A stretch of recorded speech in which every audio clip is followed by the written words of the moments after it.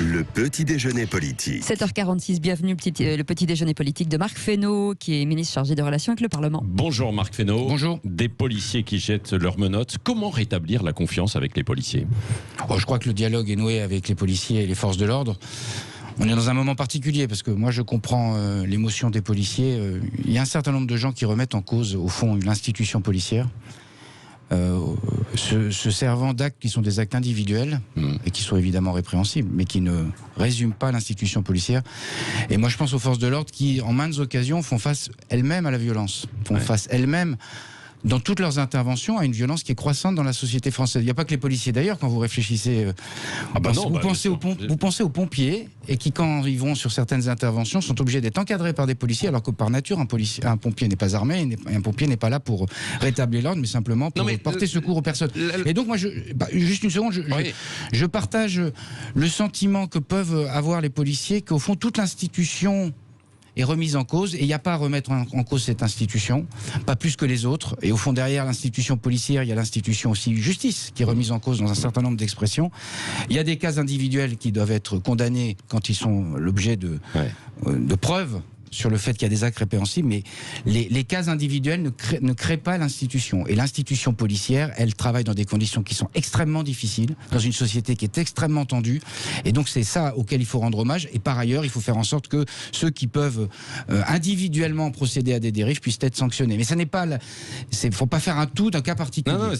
Non mais Marc Fesneau, qu'on soit d'accord ou pas justement avec ça, du coup les policiers eux-mêmes se sentent aussi un peu trahis et pas soutenus par leur ministre. C'est là où c'est grave aussi sur un plan politique. Mais pardonnez-moi, c'est pas qu'on soit d'accord ou pas. Ce que je dis devant vous, ce sont les faits. La réalité des interventions policières, c'est qu'elles s'effectuent dans des conditions extrêmement difficiles, bien sûr. Et que dans l'immense majorité des cas, elles se font avec des policiers qui prennent des risques. Des forces de police qui prennent des risques. Et par ailleurs, le ministre de l'Intérieur a un dialogue exigeant avec la police. Il y a des tas de sujets. Des déclarations peut-être un peu maladroites cette semaine. Il y a des tas de sujets. Je ne crois pas. Il faut peut-être s'en expliquer. Et c'est l'objet des rencontres qu'il y a avec le ministre de l'Intérieur. Mais je ne crois pas que les sujets qu'on a sur la table sont des sujets tout à fait nouveaux. Il y a eu des sujets. La police de Castaner, il peut encore diriger les policiers là aujourd'hui. Oui, enfin écoutez, il est ministre de l'Intérieur, il dirige les policiers, il est en dialogue avec eux. Il y a des moments qui sont parfois difficiles. Quand on est ministre avec tel ou tel sujet qui émerge sur la place publique, nous, notre responsabilité comme responsable public, c'est de faire en sorte d'apaiser les choses et de respecter les institutions et de les défendre. Parce que la police, c'est un élément essentiel de l'ordre et de l'ordre républicain. Et dans une république, pour protéger les plus faibles, parce que c'est souvent pour ça qu'interviennent les policiers, pour ceux qui sont victimes de cambriolage, de violence, de tout acte qui sont faits par des délinquants, on est bien content de trouver la police. Quand on a des terroristes face à nous, on est bien content. Et moi, je pense à tous les policiers, et on a vu les images de policiers au moment de la crise des Gilets jaunes qui étaient poursuivis, qui étaient mis dans des guet-apens, qui étaient mis dans des situations de risque pour eux qui étaient immenses. De l'autre côté, il y avait aussi il y a eu des provocations. Des provocations de la part des policiers, excusez-moi, ce n'est pas les... Non, mais en tout cas, on a vu de certaines images, puisque si vous commencez à parler des images aussi. Quand vous faites face à une violence qui est extrême, les moyens de rétablir l'ordre sont des moyens qui sont difficiles. Et il faut reconnaître ça, il faut le dire. Et ça ne veut pas dire qu'il ne puisse pas y avoir chez les policiers, de façon individuelle et ponctuelle, des choses qui ne sont pas acceptables. Mais c'est ponctuel et individuel, et c'est donc pas l'institution. Et donc qui doit être remise en cause. Or, je vois des gens qui cherchent derrière cela à remettre en cause l'institution. Et moi, je considère que comme responsable... Instrumentalisation par une certaine gauche ? Oui, sans doute. Oui, sans doute. Moi, je pense qu'il y a un certain nombre de gens qui, derrière des faits individuels, cherchent à remettre en cause, au fond, l'ordre, parce qu'il y a des tenants du désordre. Et moi, je trouve que nous sommes dans un pays et dans un moment, et dans des pays qui nécessitent qu'on rappelle un peu les faits. Qu'on remette de l'ordre dans les esprits et que les institutions soient respectées. Marc Fesneau, Conseil de défense ce matin sur la lutte contre le coronavirus. Une accélération du déconfinement est envisagée ? Écoutez, évidemment, on avait dit en continu, le Premier ministre et le Président de la République avaient dit qu'en continu, on regarderait l'évolution de la situation. Ce matin, un Conseil de défense fera l'analyse de la situation sanitaire, avec les points de vigilance, mais aussi les points positifs. On voit bien que le nombre de personnes en réanimation, les cas nouveaux sont plutôt en phase décroissante.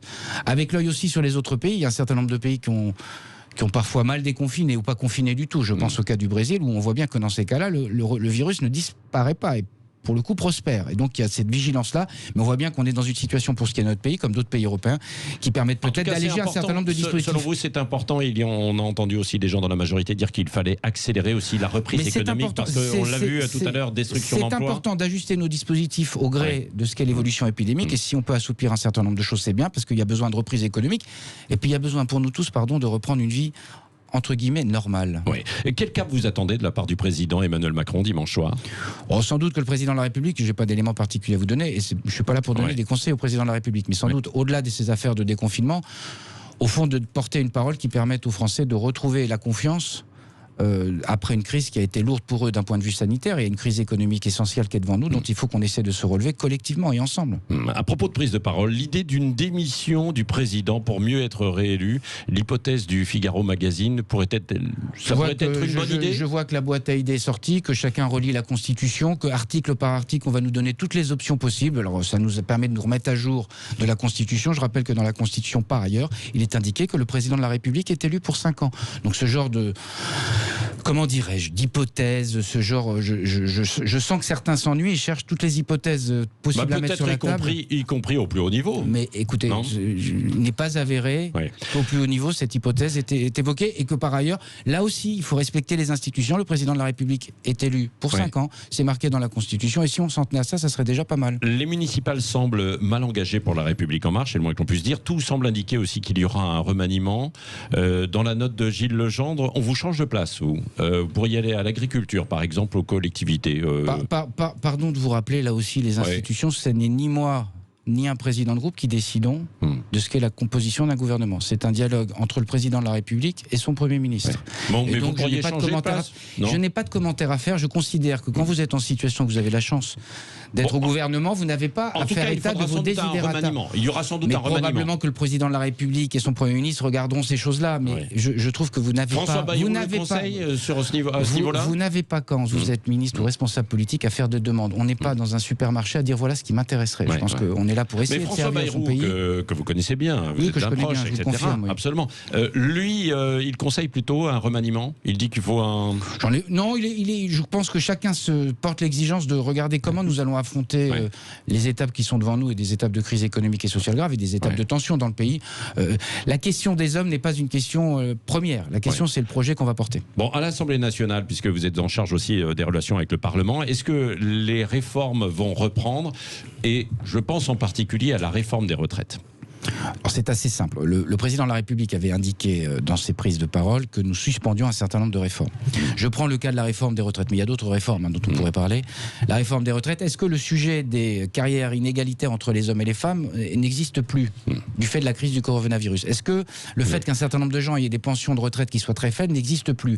Est-ce que la question des régimes spéciaux et du sentiment que ça peut donner d'inégalité entre les Français n'existe plus? La réponse est non. Les problèmes posés et qu'entendait lever la réforme des retraites existent toujours.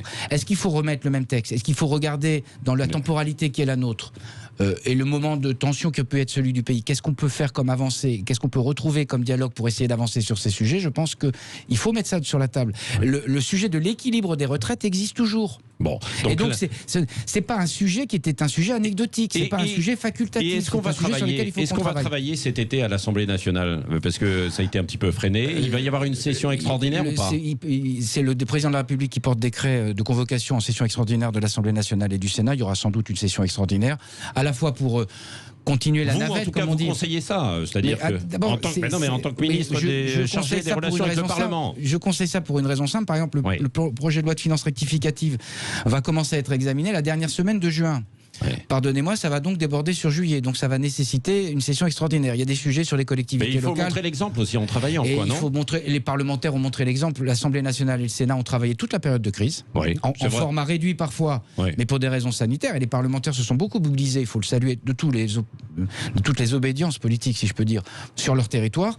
Et par ailleurs, il y a des textes dont on a besoin. Le projet de loi de finances rectificative, et il y a d'autres textes qui seront inscrits à l'ordre du jour, probablement sur le mois de juillet. Alors quel texte on pourrait avoir? Le projet de loi de finances rectificatif, il y a sans doute la question, mais ça c'est en arbitrage, de est-ce qu'on procède à la deuxième lecture sur le texte sur la bioéthique, parce que c'est un texte qui avait été en première lecture à l'Assemblée, en première lecture au Sénat. Avec l'ouverture de la PMA. Oui, c'est un texte global. Il y a la PMA, mais il n'y a pas que la PMA. C'est un texte qui pose des tas de questions sur la recherche, sur le statut d'un certain nombre de choses. Et donc, c'est un texte qui a permis un dialogue qui était un dialogue de confrontation de positions, mais pas de caricature de position. Et moi, je me félicite que la première lecture dans les deux assemblées puisse faire dans ces conditions. Et donc, il n'y a pas de raison qu'on n'essaye pas de poursuivre ce travail. Ça nécessite un peu de temps, parce qu'il y a forcément un peu de temps. Tout ça est à l'arbitrage, mais c'est des sujets qui sont importants. Marc Fesneau, question avec Cécile de Ménibus. Cécile. Oui, malgré les non-lieux, la justice trouve le dossier d'accusation de viol à l'encontre de Gérald Darmanin. Un coup de frein, forcément, pour ses ambitions politiques que certains voyaient à la place d'Édouard Philippe. Non, enfin, je pense qu'on est sur des sujets de forme, si j'ai bien compris. Il y a eu 2 non-lieux sur cette affaire de Gérald Darmanin, au-delà du fait de ne pas commenter les décisions de justice. Et donc, je ne commenterai pas plus ce genre de... Les procédures judiciaires sont en cours, mais moi, je connais Gérald Darmanin. Quand même le hasard, alors qu'on parle de remaniement, il y a du hasard, là, ou pas, non? Mais moi, je ne suis pas non plus complotiste, parce que si je vous disais, ça n'est pas le fruit du hasard, qu'est-ce que je mettrais en cause? La justice, au fond. Et donc, je ne remets pas en cause. Et par ailleurs, je renouvelle ma confiance et mon amitié à Gérald Darmanin. C'est une question de procédure. Il y a eu 2 non-lieux. Oui, c'est vrai. Sur cette affaire, déjà, je viens de le dire. J'ai pas dit que vous ne l'aviez pas dit. Ah oui, d'accord. Mais je le redis. Ah, d'accord. Parce que c'est bien de rappeler les faits en République et donc de protéger aussi tout le monde de ce que peuvent être des raccourcis faciles. Il y a eu 2 non-lieux sur cette affaire. Il y a une procédure qui est relancée pour des questions de forme, si j'ai bien compris. C'est la justice de faire son travail. Mais je répète mon amitié à Gérald Darmanin. Bon, il doit rester quoi, au gouvernement. Non mais attendez, dans quel pays est-on si jamais, dès lors qu'une procédure de quelque nature qu'elle soit entraîne des choses... C'est arrivé déjà quand il y a des mais je pense qu'il faut qu'on essaye de tenir quelque chose du l'ordre de ce que sont des faits, ce que sont des procédures et ce que sont les décisions de justice. Et on n'est pas du tout dans ces cas-là. Bon, et Matignon ou pas, non? Oui, non? On verra, pour qui? Pour Gérald Darmanin? Bon, on verra. Ça n'est pas... Enfin, je veux dire... Je participerai jamais de la course des petits chevaux. D'accord. Un dernier mot. À laquelle vous voulez me faire jouer, qui est sympathique. Dissolution ou pas de l'Assemblée nationale? Mais vous n'allez pas me faire, la panoplie de la Constitution pour m'expliquer qu'on peut dissoudre que le président de la République. Non mais je connais ma Constitution un peu, j'ai mon petit vadémécum, mais vous n'allez pas me donner toutes les options qui sont possibles parce que ça, nous faisons collectivement que de répéter que sont l'ordre institutionnel et constitutionnel. Dommage, on en avait d'autres. La prochaine fois, on explorera les autres articles de la Constitution. Le référendum, vous auriez pu m'en parler aussi. Justement, voilà, ça reviendra. Merci Marc Fesneau, ministre chargé des relations avec le Parlement, était l'invité ce matin de Sud Radio.